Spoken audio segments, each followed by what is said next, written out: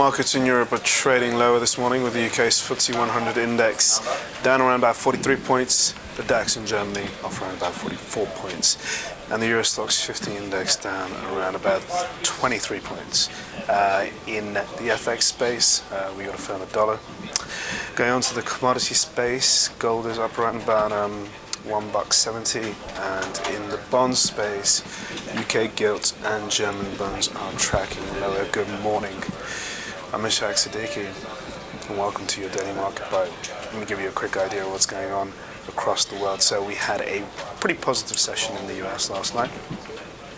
The Dow and the S&P reaching fresh record highs. The Dow above 16,000, the S&P above 1,800. Both indices closed just shy of those levels, but nonetheless, it was pretty bullish on the whole.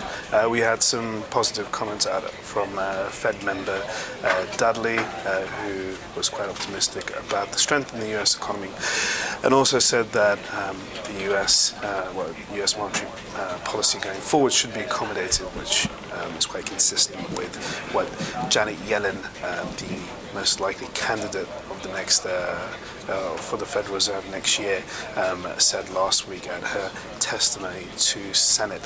So investors are cheering that, more QE, or at least no tapering yet,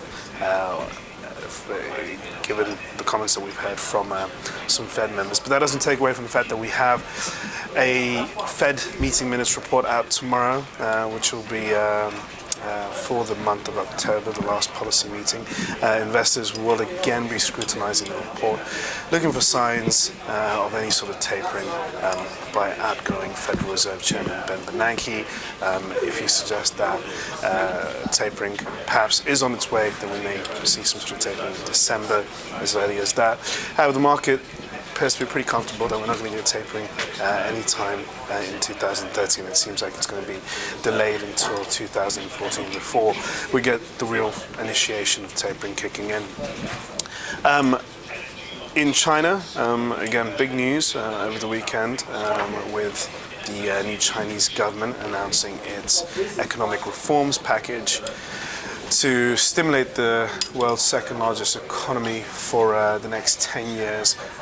Policies such as the easing on the one-child measures currently in China, at the same time a more relaxing approach to current money systems and money controls in China, essentially making it a lot easier for banks to lend to each other, and more liquidity in the Chinese market.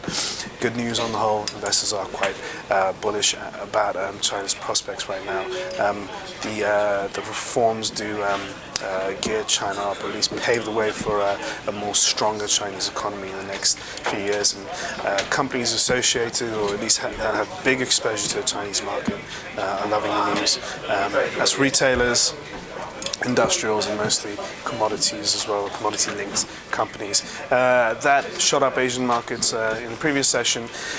Gave them a bit of support in the overnight session, but when we came into Europe, we are tracking lower, and really we're just concerned about what's going on in the Eurozone. We have the German ZEW survey coming out in a bit, which is expected to show, come in line with expectations than the current conditions front, but the economic indicator might slip down a little lower.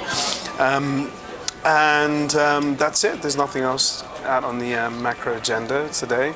Investors are now putting all of their attention to the Federal Reserve meeting minutes out tomorrow, and also later on this week we have US retail sales. Don't forget, it's also Black Friday in the US. That's right after Thanksgiving, and we're going to see the release of some big video game consoles, which is going to shake the markets a little bit. Well, not so much the markets, but more so the tech side. Sony and Microsoft battling out between the new Xbox and the new PlayStation 4.